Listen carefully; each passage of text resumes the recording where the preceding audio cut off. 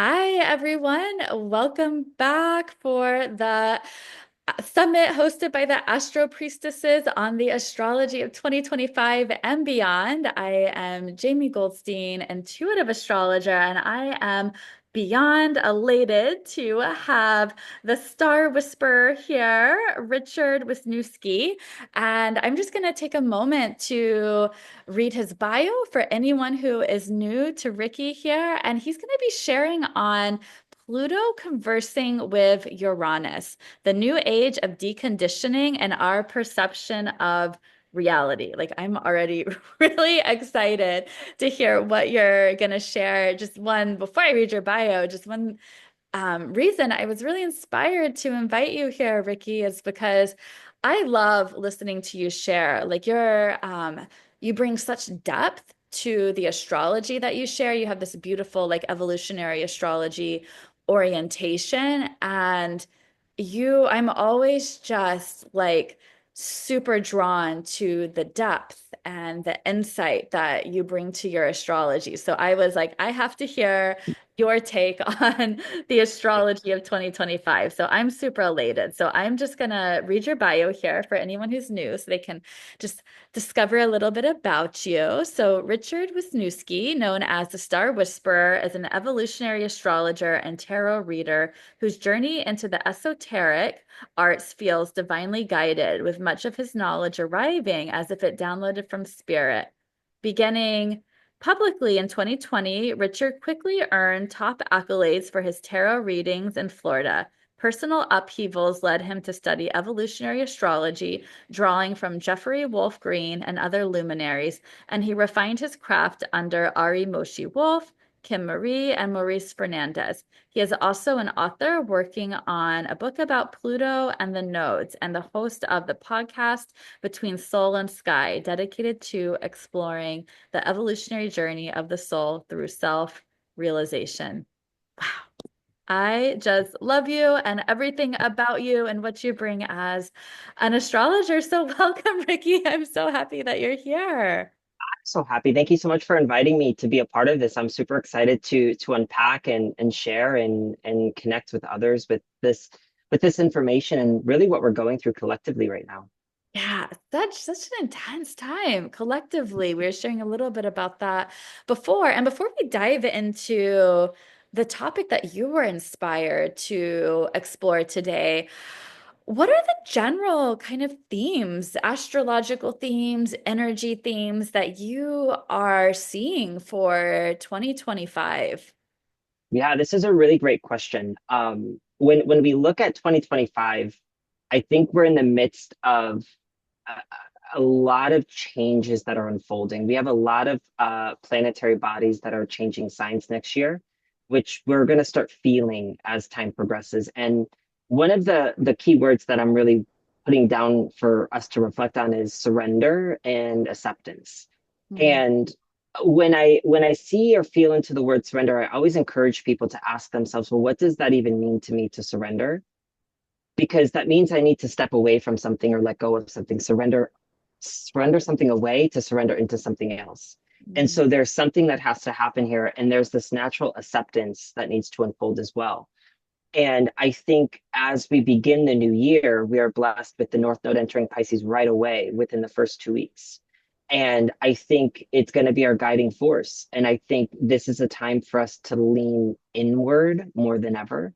And so, if there's an opportunity for us to collectively come together, I think there's hope with the North Node in Pisces. I love that. I'm just feeling everything that you're sharing. And as a Pisces North node, it feels like those themes of like that acceptance and surrender have been such big themes personally for my life being born with that Pisces North Node. And you spoke to the shift of we have these, outer transpersonal planets shifting signs this year. We just had Pluto, near the end of 2024, shift into Aquarius, where it will be for about 20 years. And the ruler of Aquarius, where Pluto is at, Uranus, is shifting into Gemini. For the first time, is it May of this year? I'm like my timing is all my It, Pisces energy is like what's the timing? Uranus enters Gemini on 7/7/25. Okay, Uh, perfect. I have 3:48 or 3:47 a.m. and that's Eastern time. Beautiful. Um, and Yeah. so yeah, that's a huge time. And then we have Neptune and Aries is coming into the picture. Saturn is coming into Aries. Uh, and it's powerful cardinal energy coming in as well at the same time. Totally. And so with, Uranus moving into Gemini, I'm just curious to hear like what you're energetically tuning in with that. Yeah. So, you know, I should preface something for people that I personally have a deep connection with Uranus because I have Uranus exactly on my ascendant. So I've had a very big life experience with Uranus. So I've always had this connection with studying Uranus and the Uranian principles that Uranus can bring to the table. And so when I see Uranus coming into Gemini, I feel like my initial just kind of feeling into this is I think more than ever, we're trying to find new ways to come together and to connect and to communicate with each other. I Mm. think there's been so much separation and divide that has unfolded. And I think a big part of Uranus coming into Gemini is helping us find freedom from our opinions that are keeping us separated from each other. And I was looking at the Uranus's journey through Gemini through the years. And you know, there's so many different ways that we can lean into Uranus. We could talk about the technology component. We could talk about the innovation that can come forward. But there's something to this that when we look at the current state of affairs, it's very clear that I feel like the way in which we relate to each other is not sustainable anymore. Yeah. And something needs to shift and change. And I think we've been conditioned for so many years that Uranus entering Gemini is going to bring a rift into this space for us, giving us an opportunity to liberate from those old ways of connecting and being with each other, to find new ways of how can we actually listen, Gemini, to each other? How can we actually hold space to listen to another individual without judging them or villainizing them for what their beliefs could be?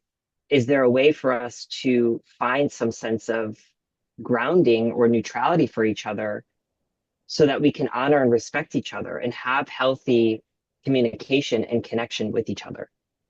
I love this. And I love that you're really tuning into this aspect of Uranus moving into Gemini because when I've been tuning into, other astrologers and what they're sharing about it, I've not seen a lot of like energy and intention go into this aspect, but it's huge. And I feel as you're sharing that, wow, just looking at how this is Uranus going into Gemini is following the completion of the transit of Jupiter being in Gemini and Jupiter and Gemini, there's is brought many gifts and expansion and higher wisdom and synchronicity. But if we look at traditionally Gemini is not necessarily like Jupiter's jam, like energetically by nature. And it's been also bringing up a lot of the shadow expressions. And we've been seeing more of that Jupiter and Gemini, the polarity, the division, the split. And as you're sharing about Uranus coming into Gemini,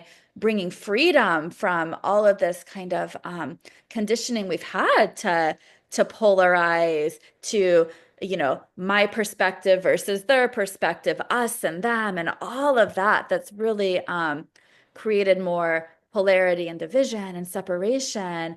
It feels like there's so much potential here to have some real healing from that and the evolution that can come from that personal and collective healing.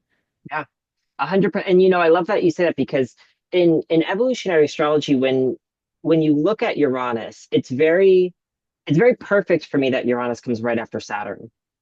Uh, Having Saturn create this essence of conditioning for humanity and within our consciousness. there's something about Uranus that wants to break this, break free of this, to individuate from these conditions and these patterns of societal norms and expectations. And so when I see Uranus entering Gemini, and again, thinking about it from this collective perspective of where we are today, and I love that you brought Jupiter and Gemini into the equation because there's something to this that Jupiter naturally being tied to Sagittarius, there's this pursuit for truth, right? And the more that I feel into this and looking at the past couple of months, I feel like people have started to believe that their truth is the absolute truth or the ultimate truth.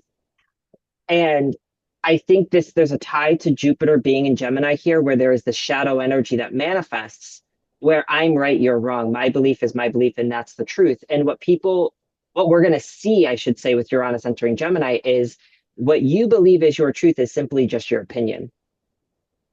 And there's something to this that I made a note is this is a time where there is this freedom from the mind, freedom from our opinions.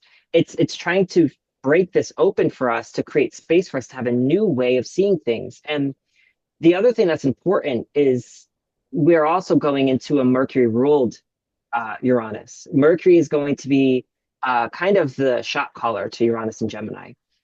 And so moving forward, watching Mercury's transits, I think, are going to be super important for us. Looking at these retrograde cycles, for an example, once Uranus is in Gemini, I think it's going to be important to see how we as a collective, as a country, as a planet, are beginning to shift our perceptions of life itself. Because one thing that Jeffrey used to talk about with Mercury is Mercury, at essence, is how we are labeling the reality that's around us, how we're labeling things that we see. And if we're labeling things and seeing things that are ineffective or not true, or they're not in alignment with the ultimate truth, Pisces, Neptune, I feel like Uranus, the pure purpose of the deconditioning or the liberation of Uranus is to align us with Neptune, to align us with Pisces in the greater vision of that ultimate truth. So, what elements of our life and reality are not in alignment with that? How are we stepping away from unconditional love? How are we stepping away from unity? And so, our own perceptions are a source of the problem. And so there's something about this that I think as Uranus is coming through, it's going to gradually take the shadow sides of Jupiter and Gemini, make those very aware for us of what the problems could be. And we're going to have to learn through these. And I think it's going to be learning to connect again with each other. It's a huge thing to find that space to be able to, like I said, have conversation with each other again, not behind a keyboard, not behind not behind my cell phone and are sending people nasty comments on YouTube or TikTok or whatnot. It's I need to be able to understand someone else compassionately. I Uh, love that. And what I was thinking of as you were sharing about like the Gemini, the kind of Mercury function of like learning through labeling. It's like it's so interesting having a 1 year old getting to watch. Like we're kind of in this very Gemini age where there's the language development and the learning and like the labeling and the categorization is part of the learning process. And it's like to learn we have to kind of at the basic level start to categorize, start to label, but then at some point that actually instead of being supportive to learning becomes rigid and constrictive, and then it's like we have to move past that. Like I'm just thinking of my baby, like we have a family dog um named Kirby, but my baby calls him Didi, but then like all of a sudden now every animal is Didi. GG. Like that labeling has like translated to every animal, which is like part of the learning process. But yeah, it's just making me think of like correlating it to just watching it in real time with my son, how it's like it's so supportive. And then as we become adults, it's like where have we really hardened our neural pathways and our way of labeling and categorization? We think this is the only way, this is the right way, and being able to expand from that. And I'm just as you were sharing and feeling like it feels like energetically like you're tuning into like what you're holding in your energy field is that higher vibrational energy of that. Like it's like you're almost, as we're talking, I don't even know how to like explain it, but it feels like you're holding that vibration and that wisdom of how to kind of transcend past some of these separating and divisive maybe ways of conceptualizing reality and relating to others. And do Yeah. you have any guidance, because it can be hard when when we're in it, like when we're feeling like we're in real time with someone who has a very different perception and belief system, and we're feeling that kind of confrontation or that trigger within ourselves. Like, it's like all of a sudden we can kind of lose sometimes that higher perspective about it. Do you have any guidance on how to meet that energy, to support that Yeah. support this It process? is difficult. It's not an easy experience at Yeah. all, I think, to go through. Um, for me, what I practiced is starting to see God, the universe, in everyone around me. And so recognizing that that which is in the other individual that is in front of me right now is just the physical form of something, but at the core essence of what is in front of me is just what's inside of me as well. We are one together. And Mhm. so I've learned to be able to hold space for people regardless of what their beliefs are, which nowadays is I've seen very firsthand, it's very difficult for people to do that. And I've practiced. So, one thing that I've been doing a lot of is I try my best to spend time whenever I can locally with swamis from India that are traveling around the US. And I'll go meditate and I'll go do yoga with them and I'll do practices with them. And I'll never forget one in particular looked at me. And this was maybe a year and a half ago. And the first thing he said when he saw me, he's like, I see the soul, I see God in you. Mm. And the moment that he had mentioned those words to me, it was this recognition that regardless of what you were in this physical world, I see through all of this and I see you for who you truly are. And the truth is like I said, that's where Uranus is trying to point us towards is the true deconditioning to who we truly are. It's our most individuated self. I believe Jeffrey called it the individuated unconscious. It's the part of ourselves that is so, it is not conditioned by anything, it's purity. Mm. And there's something to this that I feel in order for us to begin to kind of bridge this gap, we have to be able to stop seeing people as different and separating ourselves. Because we're all humans and living this very spiritual, soulful experience. And so, one thing I would try to encourage us to do is maybe we need to start individually reframing our reality in this way, which would be very Uranus and Gemini, to not see ourselves as separate from others, to be able to reframe the way that I label people, regardless of what what your beliefs are, what your orientations are, what your sexuality is, what your gender, any of these labels that we use. Can we see beyond that and see that we're souls? We all have this God, goddess, divine energy within us. That's so beautiful. It's such a great reminder, because it's like we can hold that intention. And then when we get triggered by people, it can be so Yeah. hard to remember that. But just that reminder alone to like come back to that. Mhm. That's so beautiful. And I think so, so helpful as we're navigating the time. Because I feel like with Jupiter going into Gemini, or not Jupiter, Uranus going into Uranus. Gemini, Yeah. it's like, wow, it feels, when I'm energetically feeling into it, it feels very like rapid, kind of like a chaotic, fast moving energy. And it totally is going to, like, that's the other thing. One side of this, like I was trying to think of things to be cautious of or things Yeah. to be on the lookout. And one of the easiest things to look out for is that restlessness, is the crazy, is the chaotic, is this so much energy that's happening that could actually create exhaustion. This could be mental exhaustion. I always feel into Gemini sometimes as it feels like I'm on a merry-go-round. And I want to try all of the different rides on the merry-go-round. I want to try the horse. I want to try the ostrich. I want to try the zebra. I want to try everything.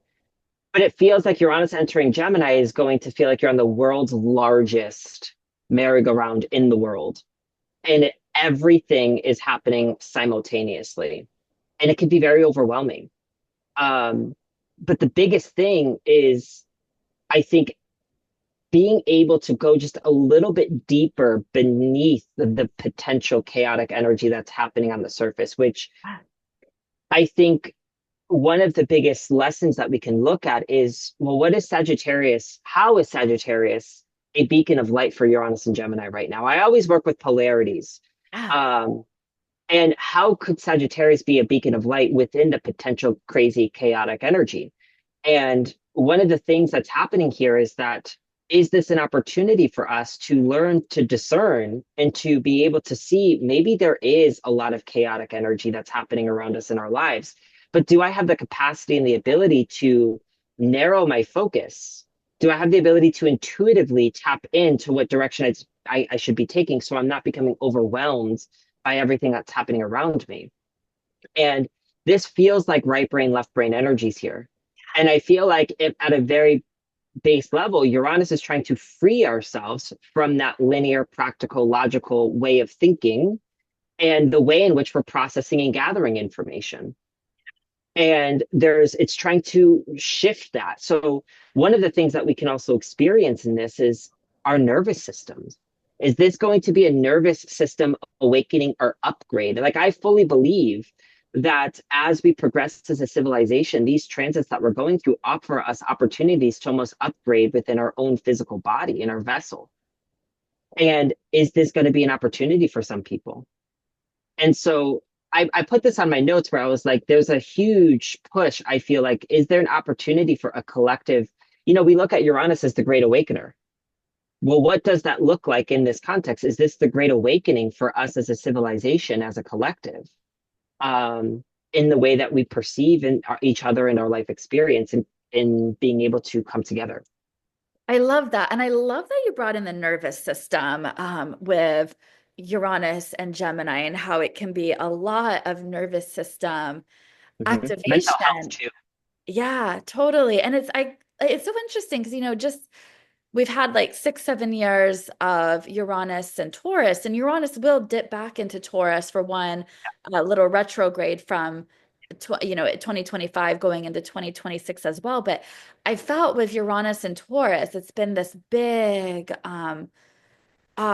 invitation to really tune into our body wisdom and to awaken our body wisdom and our sacred body wisdom. And a lot of that is, we've had so much come into the forefront of trauma healing. And a lot of the trauma healing, the somatic trauma healing is the healing of our nervous system, because our nervous system, when we're stuck in trauma patterns, we get stuck in like the fight or flight, the sympathetic nervous system response. And so much has kind of come in around healing around that while Uranus was in Taurus. And I feel like Uranus and Gemini, there's this invitation to like take this to the whole next level. And truly, as I've been on my own journey of, really looking into healing my nervous system, that I've really kind of come to this. I've been kind of contemplating this a lot lately, that really like the more we heal our nervous system, it's like that's where having a regulated nervous system is like it opens up almost infinite possibilities of what we can create in our life, because it's that nervous system dysregulation. I've like most people in our society, have lived most of my life kind of in that like activated nervous system, like most of us do. And it's like really when we can heal our nervous system, it's like the possibilities become endless, because we're not stuck in those activated like trauma patterns. And just looking at like, as you spoke about that, feeling into the potential of what we can create if we can really like, I don't know, if Yeah, I feel this really big like nervous system activation. Also thinking about when you were sharing about the collective, it's almost like when I look at it from like a Uranian perspective, it's almost like as a collective, each of us are like a neuron on like the collective nervous system. And just thinking about that with Uranus and Gemini. totally. And I love what you just said because that was one of the notes one of my questions that I ask is with Pluto and Aquarius, Uranus and Gemini, can we co-create the future together? can we do this together? It's like there's a co-creation here. And so I love that you're bringing some of this up because we are these little neurons in this larger system that is unfolding, and we need to work together Mm. and find that way to come together while also honoring and respecting the fact that we're all individual little neurons living these little life experiences. Um, and so one of the big things that I do work with Uranus too, and it will be interesting with Uranus and Taurus or Uranus and Gemini, is trauma, because I do work a lot with Uranus reflecting back to understanding trauma. And in particular, Uranus and Gemini could be bringing up different things related to mental traumas. And that's why I was mentioning mental health can also be something that is something that we may notice a significant, more attention on than ever before is mental health. Are we going to see new developments, new treatments, new ways of healing, or new ways of helping individuals who could experience or be struggling with different forms of mental health? Um, I think we've seen some shifts over the past couple of years when it comes to mental health, but I think it's going to be a huge burst of energy coming in this direction. Now, I wanted to bring trauma to the equation too in this because when we see Uranus like in our own individual natal chart, depending on how Uranus is showing up in someone's chart, especially when we're dealing with like the 11th house and Aquarius and Uranus, we could start to see that there may be a potential trauma signature. And when I start to feel into a transit of Uranus moving through the chart, and I see Pluto entering Aquarius, I look at it like they're having a conversation here. And I ask myself, well, what really is Pluto asking of us collectively right now? And what is Uranus asking of us collectively right now? Because they're having this conversation together. And I feel like at a collective level, like at a collective soul like energy, there is this desire to understand what humanity means to each of us. And how can we come together? I made a video on this right around the election because I felt that as Pluto was entering Aquarius, I felt like we were so disconnected as a humanity. And the more that I see Pluto entering Aquarius and Uranus entering Gemini, there may be this space where we see the separation very apparent. We see the divide. That may very well happen here, more so than what we're seeing right now. But any changes that are happening here, the sole purpose of Uranus bringing these to the light for us with Pluto is to help us actually come together. And what happens is that I always say separation has a purpose, and separation shows me how far we are away from the divine, how far are we from God. And that's why I say that when you feel separate from someone else, it's because we can't see the divine in that other person anymore. And it's the first way for us to begin to bridge this gap. Now, with Uranus and trauma, this may be a chapter for us where we may actually have to look deeper into the recesses of our own consciousness and even unconsciousness of what patterns we've been storing or have compartmentalized. What pains, hurts, or traumas have been stored in the recesses of our mind. And I always have this visualization of I don't know who said it, but Uranus is kind of like the higher brain in the sky. And I always feel like that brain in the sky is now wanting to come inside of the brain in your head. And it wants to expand everything that's going on in here. So if there's anything that we are not necessarily, like I said, any traumas that are there that need to be addressed and healed, and we need to seek liberation from so that we can live a life experience no longer feeling tied or chained or tormented by our pains, our hurts, and our traumas. This is a huge, huge chapter for us collectively. And I think you are going to notice that all of these, like all of the pains that we've experienced or the mental traumas, do affect our ability of how we perceive our reality. It's like a filter. And it's almost like this filter wants to be removed. For those of us who are science quantum people, Mel Robbins talks about this concept known as the reticular activating system, which is the filter in which you perceive your reality. And how you and I could go to a park together and you could see a dog, but I see the squirrel. And that way of how we're seeing our life is also filtered or tainted by our own pains and hurts and traumas from our past. And I feel like Uranus coming into this equation is going to give us an opportunity to find or seek liberation from these filters that could be shaping the way that we see life.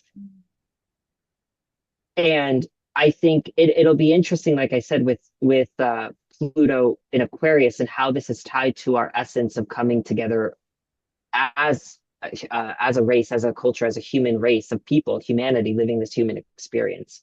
And I think that's the ultimate goal, like the larger goal. This is beyond 2025. Um, but I track the system. I mean, we could see then Uranus will enter Cancer in 2032. And then I'm asking myself, well, what if we're freeing ourselves from the mental body and next is going into the emotional body? And that's going to help us start to bridge this gap to come together more and more and more. So that's just kind of what you were saying. I was feeling into this and I was like, this is interesting um, to feel into with the concept of trauma, Yeah. especially with Uranus. And this is also making me kind of contemplate on, like, speaking about Uranus going into Gemini, kind of the concept of, and I'm totally blanking on, oh, I think it's Stanislav Grof. I forgot his initial book, but he has the whole concept of that oftentimes, right, like an emotional crisis is a portal to a spiritual awakening. As and I'm tuning into, as what you're sharing about Uranus going into Gemini, that what maybe many of us might have been kind of like maybe suppressing and holding down on some level with kind of that mental in the realm of like mental health. Uranus might, as Uranus can be a very destabilizing energy for the greater purpose of awakening, that some of that might come up with more intensity for some of us, but that there's, if we can hold into the awareness that any type of what might seem like mental kind of dysfunction or chaos, I mean, I want to like not get stuck in labels, that there can be a portal to a greater spiritual awakening on the other side of it. And this is actually, I have a perfect way to look at this. So Uranus also can be represented by the Tower card in the tarot. Yeah. And I always tell individuals that any life experience that is happening is an opportunity for you to align with spirit. Every single opportunity, whether positive or negative, because in the eyes of spirit, we don't label things as positive or negative. It is what it's in this middle space of neutrality. No matter what happens, it's an opportunity for us to align with spirit, with source, with God. And so the Tower card is an opportunity where if there is this mental challenge or if there's something that is showing up for you, to be able to have the Sagittarius ability to see forward, to be able to see more into the future and say, this has a purpose and I need to hug this moment right now. I need to lean in with this tower right now. And I think it's ironic because I actually looked at the Ingress chart with Uranus entering Gemini. And in July of 2025, Uranus will be conjunct Venus when it enters Gemini Oh, and will also be opposing the moon in Sagittarius.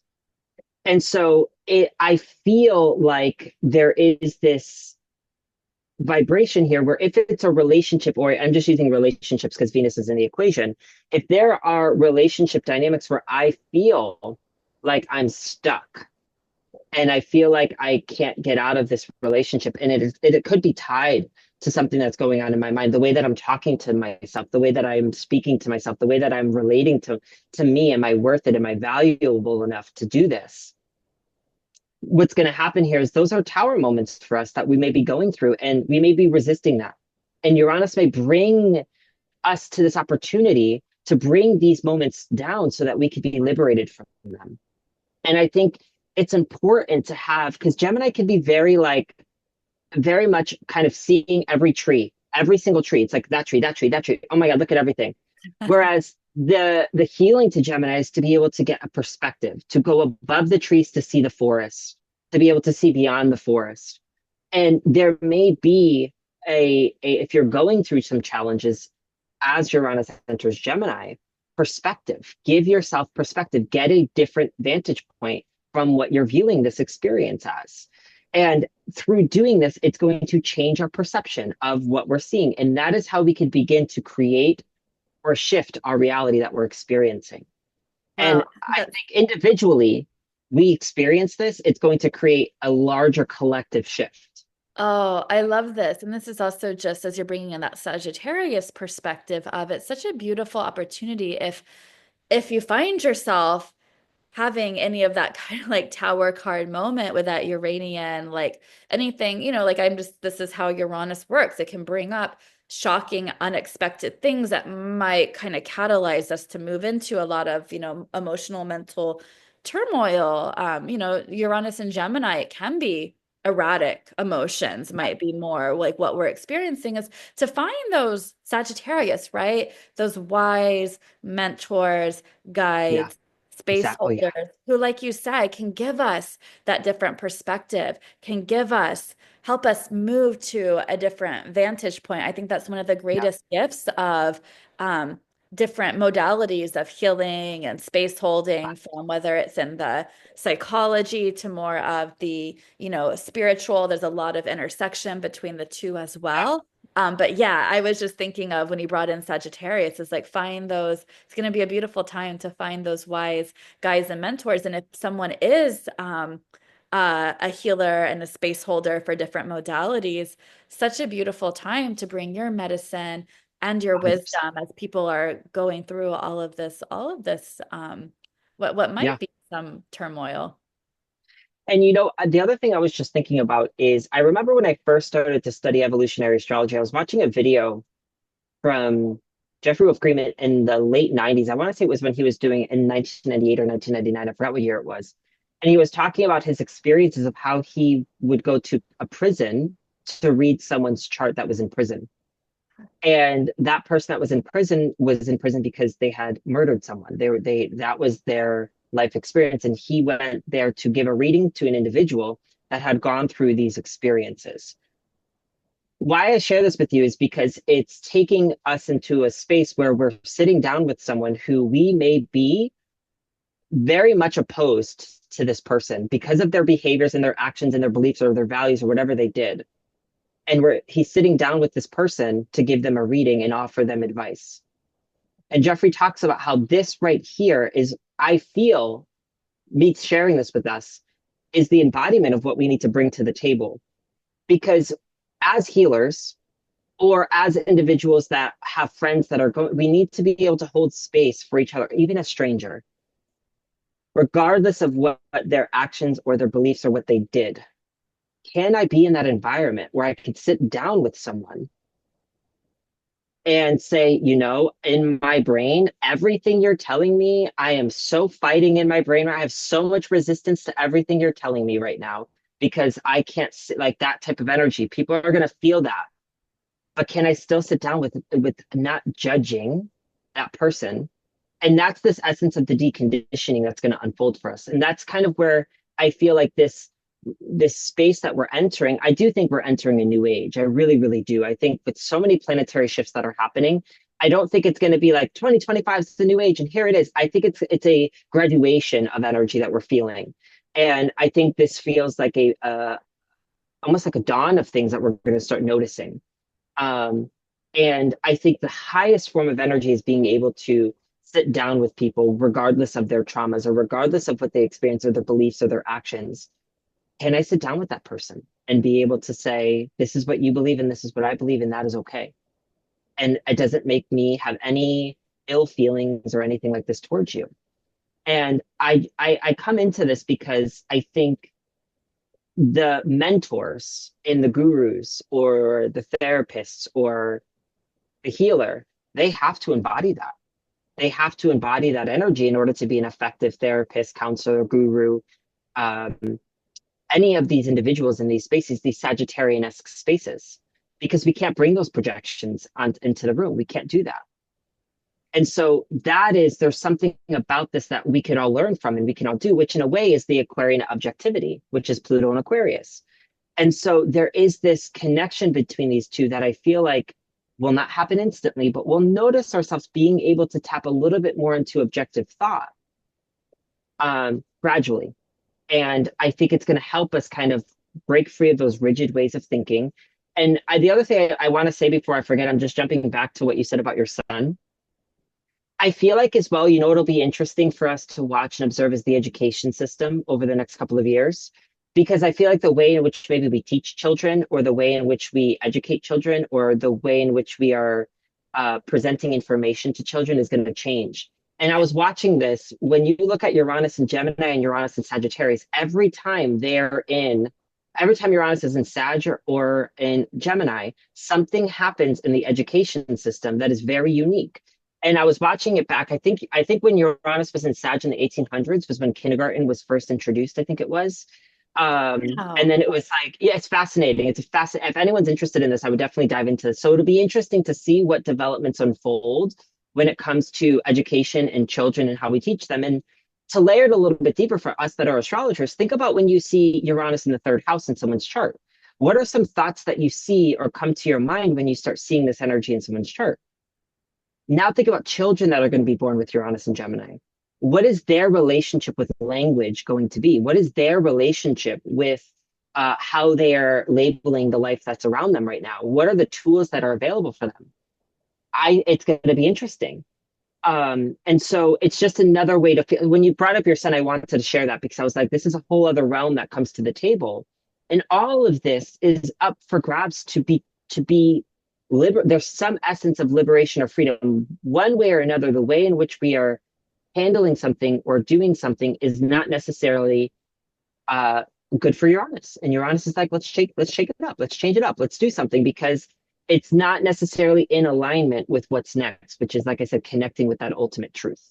I love that. And my background is working in the public education system. I was a school psychologist for 5 years before my Saturn returned. And then I just could no longer work in the paradigm of the public school system. I kept on bumping up against the paradigm and the institution. I was like, this is not it for me. I love the children, but the paradigm and the institutions becoming so constrictive, and I'm actually having to operate in a way that feels out of integrity for me based on what I have to do for my job. And so then I left that. And now that I have a son, I've been in such a deep contemplation, and I've really been very inspired by this lately about like what is the way as he's growing that I would like to educate him, and what are the kind of educational experiences I would like him to have. And to be honest, it's like the public school system as it is right now, I'm like, that's really not aligning for me. I've been there, I've worked in it. And then I've been very interested in exploring and studying some of different educational modalities. Like, and I love aspects of a lot of these, like Montessori and Waldorf. And I'm like, well, maybe I'll go get like a Montessori teacher certification, and maybe I'll get like a Waldorf teacher certification. I have Venus and Gemini, so I'm always like, I want to be a student Yeah, of like everything, you know? But it's exactly. interesting for me. It's like, and I love all these different approaches. I'm not like knocking on any of them, but like Montessori and Waldorf. I've gotten very into, Waldorf and the connection that's like, the Rudolf Steiner kind of approach to education. And I don't mean this in a condescending way at all, but I've gotten like all sorts of Waldorf channels, and there tends to be this homogenization that starts to happen where it's like you see all the Waldorf teachers like dressing the same way and talking, it like becomes a persona. And not that that's bad. I'm not Mhm. judging anyone. I actually really appreciate it. And I'm like, wow, that's really activating an aspect of myself that I think I would like to embody sometimes. But then it's like the persona kind of takes over. And I'm like, I don't know about that. So I don't know. I've been tuning in. I don't even know where I'm going with this, except that I've been tuning into all sorts of different educational approaches, loving different aspects of them, but kind of sensing into, I think there's something else that wants to emerge. I don't know what it is, though. And that's what it's new educational techniques and approaches. So we Yeah. have Montessori, we have all of these different styles. Let's be open to the new systems of what shows up in the next 7 to 8 years and how we are educating children. For an example, I know right now, I could be wrong when I say this. I haven't read about this in a while, but I think in the US it's all about science, technology, it's STEM, right? I think is the big thing in schools. I wouldn't be surprised if that whole concept is changed. Something happens here in the way in which we are, what we think is important or valuable to educate the children on. Wouldn't be surprised if this is changing because, again, going back to this, it's we're deconditioning from something. It's we're trying to shift the way that we're handling things and the way that we're seeing our life. And it'll be interesting to look back at this moment some 42 years later, once Uranus enters, I don't know what the exact date is, once it enters Sagittarius, to see really what this cycle looked like halfway through, like what changes have we made, because we're going to see this. By then your son will be in his 40s. Yeah. So how has this shaped the reality of our planet? What we are conditioning our children now to do? Um, and so I think it'll be interesting, like nonetheless. But I definitely agree with you. I think we're going to notice new systems showing up for us, and the way in which we're doing it. So is it going to be VR? Are we going to start introducing VR into schools? But I don't know. I don't know what that'll be. But the way in which we're connecting and relaying the information will change in some way, shape, or form. This is so powerful. And I'm curious, like, what your thoughts are around particularly technology with Pluto being in Aquarius and then Uranus also being in Gemini. I have two different thoughts on this, to be honest, because I had some friends ask me about this because there's a natural tendency, I think, for us to assume Pluto and Aquarius, major technology taking over. And people could say Uranus and Gemini, are we breaking free of interpersonal communication and everything's going to be more technological communication? And that very well may be the truth. But there's something to this that, I again, working with oppositions is how I'm looking at these two transits because Pluto is reflecting into Leo. And there's something about this where I feel like, yes, I feel like technology is going to take a role or take form for us, but technology could be anything. I don't want to think technology is only robots and AI and stuff like that. Technology is any form of a tool that we're utilizing for our own convenience to make life easier for us. And so I just feel like I could see perhaps a more creative space that's opening up for us, a more creative opportunity that can be born out of all of this. Because I have so many people that are so afraid of technology. They're like, I'm so afraid of my phone. I'm so afraid of all of this happening. And I'm not afraid because I feel like we need to have more faith and trust because those are also very physical things. And again, if we are still putting all of our meaning on these things that are outside of us, we are still so disconnected and separating ourselves. And so there's something to this that I feel I could see over the next years with Uranus and Gemini, maybe maybe the way in which we're communicating with each other, yeah, maybe we're looking at new advancements in phones or in the way in which we're sending messages to each other, the way that we're connecting to each other in some sort of, is there a new piece of technology that our brains can't comprehend right now in the way in which we're connecting just like this? Is there something new, a new version of the computer or a new version of Zoom or a new version of your iPhone that we don't know about yet that comes out that enhances connection even more? Um, that definitely is possible, but I still am not buying into this whole concept of technology and AI taking over the world. Yeah.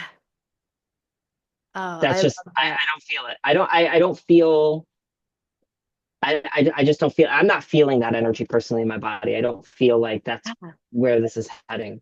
Yeah. Oh, and that leads me to and you've kind of spoken to things that made me think of this a few times, like as we have Gemini and Aquarius, Pluto, no, I'm sorry. I got you. Aquarius, Uranus making the trine to Uranus and Gemini. And then we have Yes. Neptune, who's moving from Pisces to early Aries. We'll be kind of going back and forth between Aries and Pisces over this next year too.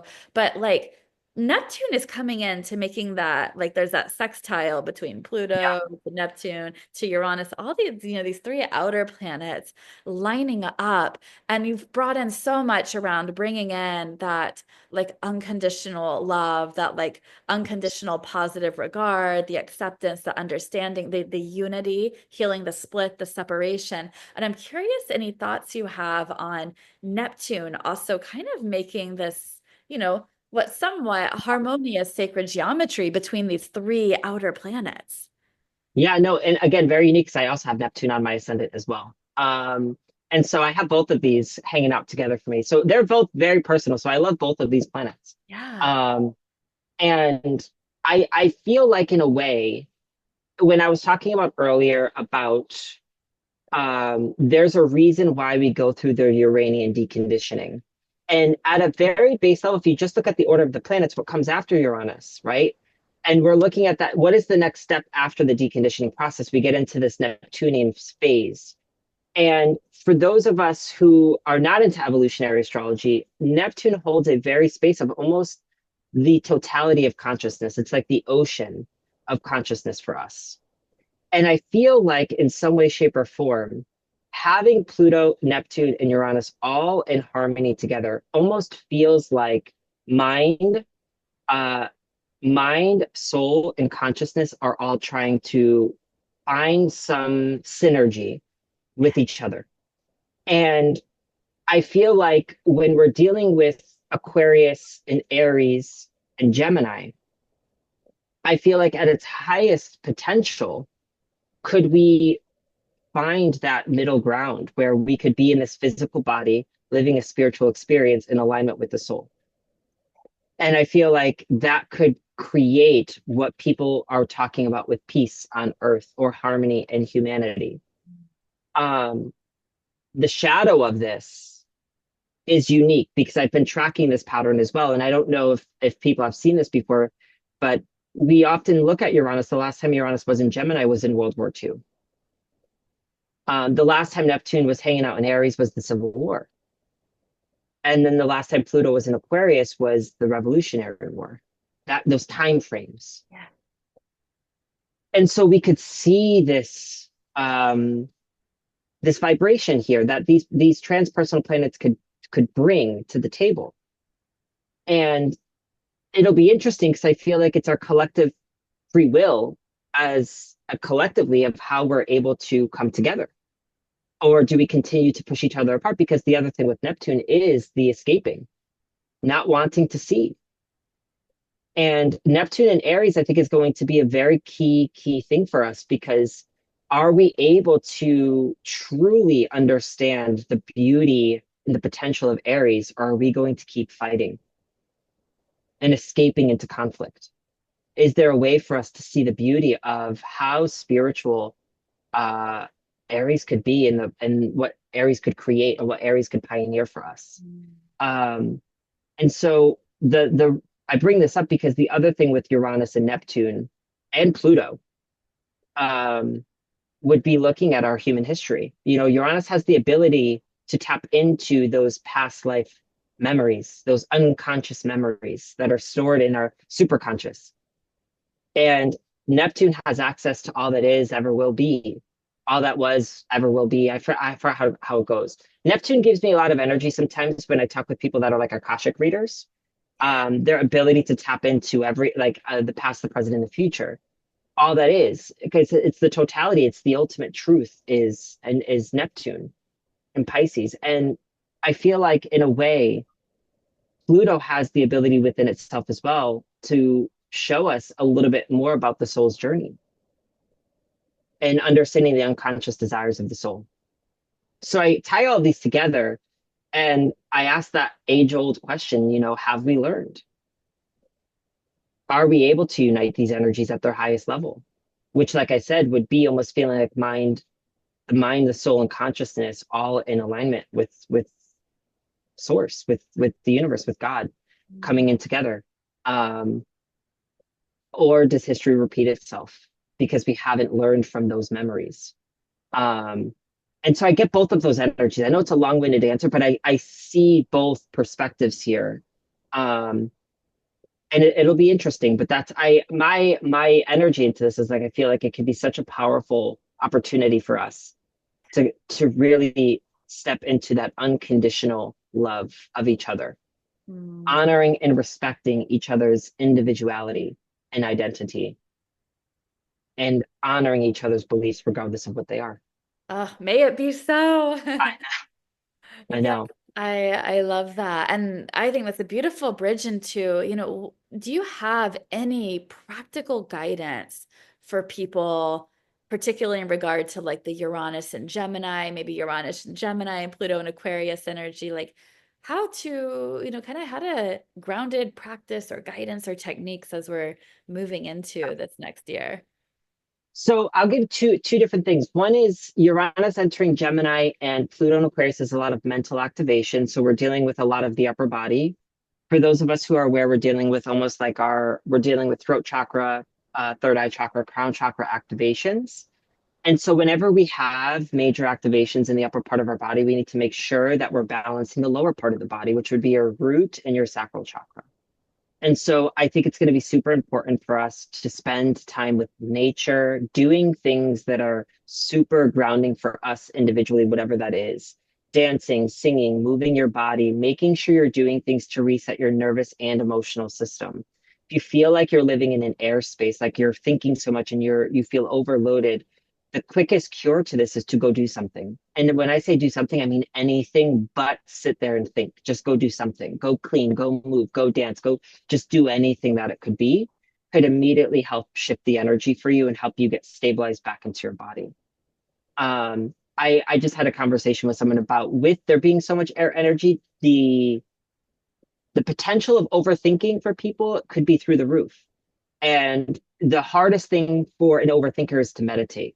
So as much as I think a lot of people think the solution could be to meditate, I think it's going to be very difficult for some people to meditate during this time. It could be very difficult because we're so much up here in our mental body that we need to, like I said, practice getting back into our physical body and our creative body. Um, and with our root chakra, I always say it's not only the earth that we need to get grounded to, it's the soul. Um, and so get anchored into your soul identity and understanding what your own the beyond the ego, it's like the individuated soul, you. Why am I here living this human experience? And connecting with that part of you could cut like whatever mental things are going on there. Um, and I think the other thing I would say with being with so much Gemini energy, ask for help if you need it. Mm. Don't be afraid to ask for help. Don't be afraid to talk. Don't be afraid to communicate. And equally, if a friend needs to talk with you, say yes, be there for them. I think holding that space for each other right now is going to be a cure for this time. If you feel like people are not listening to you, um, this could be a reevaluation of your friendships and stuff like that. But finding the need to communicate, I think, whatever that looks like for you, it could be a family member, a friend, listen to others and also listen to others and then feel free to ask for help, I think is important, um, is what I would say. Oh, that's so beautiful and such powerful reminders as we're going into 2025 and beyond. And Ricky, it has been such a blessing to have you here. You have offered so much wisdom, so much insight, so much to think about and contemplate. Like, I am just so grateful I've gotten to sit here and have this conversation and that we're going to get to share it with so many beautiful souls. And do you have any last thoughts or contemplations to Yeah. leave people with? So what I always like to leave for those of you who are new with me is I always like to bring up a question or a quote to have us reflect on as we embrace a new cycle or a journey. I think the power of contemplation leads to powerful transformation. And so one of my personal favorite individuals that I like reading for inspiration is Yogananda. And I have two quotes that I'm gonna share with you. And the first one is, "The mind is the creator of everything. You should therefore guide it to only create good." And I think about Uranus entering Gemini, and I think there's a power in our mind and in our brain. And I think our ability to create our reality is is directly tied to what's going on up here. And I think this is a call to action for us to sit and say, do I like what I'm seeing? Do I like what I'm experiencing right now in my life and my reality? This is an opportunity for us to change things um, at the same time. And then my second quote was, "Be as simple as you can be, and you will be astonished to see how uncomplicated and happy your life can become." I love that. I just took a big exhale. Like, Yeah. when reading that. Oh, that's so beautiful. Thank you so much for being here, Ricky. How can people connect with you, find you? We will have your links under the video that people Okay. can connect with you that way. But anything you want to share about different social media platforms or websites, and also any offerings that you have, projects, offerings, services. Yeah, totally. So my website is thestarwhisperer.com. All of my social medias are under the Star Whisperer. I think the only one is Instagram is the Star Whisperer official. I do a lot of events on Instagram and TikTok. I do a lot of collaborations with different astrologers talking about different things that are happening. So anyone who wants to kind of check out what's happening, with transits or whatnot, I normally do like 3, 4, or 5 a month that I talk about different things that are happening. And then as far as offerings go, I just launched my Patreon account. And so I am starting my own little community on Patreon. And so that is super exciting for me. I'm doing a mixture of evolutionary astrology and I do tarot lessons on there as well. So for those of us who are interested in that.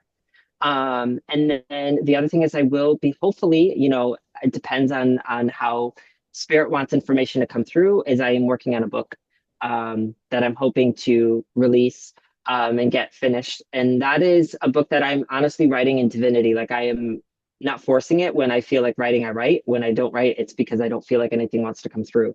So that is only a matter of time when that is done.